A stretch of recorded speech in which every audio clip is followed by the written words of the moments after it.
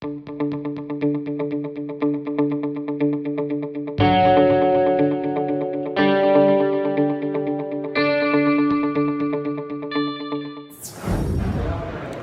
so here goes my race report for a race I ran back on January 1st, New Year's Day. I know, it's a little late, but what can you do? Life doesn't slow down for me. So I ran the inaugural Fleet Feet Donut Mile. Never did a race like this before. Very unique inaugural race. I had the day off.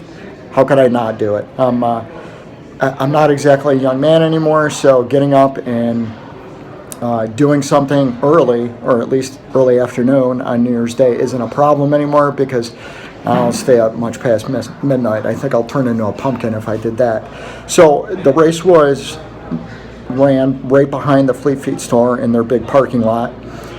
The day was beautiful. It was like in the 40s, not a cloud in the sky. The sun was awesome. Little chilly, but not too bad considering you're only going to be out there for a mile. And there was a really good turnout. I think originally there were supposed to be roughly 160 different people who signed up.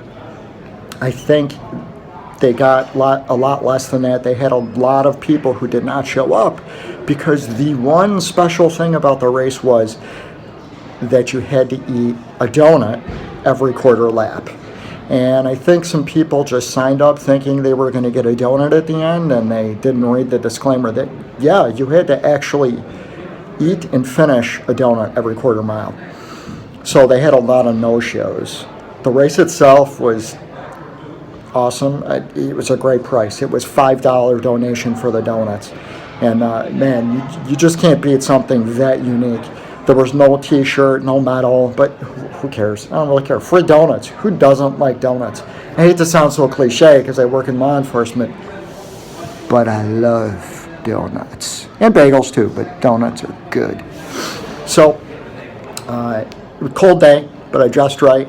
Browsed in the store before the race. It was kind of cool. The race itself, the course wasn't, one of the only things I didn't like, it wasn't just like a regular, lap course. In order to fit the quarter mile in, they had to do the course in the shape of an E, which made it a little challenging to figure out where you were in the quarter mile and everything. But, still really cool. Still really cool. All right, so you had to start off by eating a donut. There was something called the donut zone. And it was this little space right before the actual start line where you had to eat your donut and you had to be able to say something to, I guess for lack of a better term, a donut spotter at the start line. And so, you couldn't run while chewing food.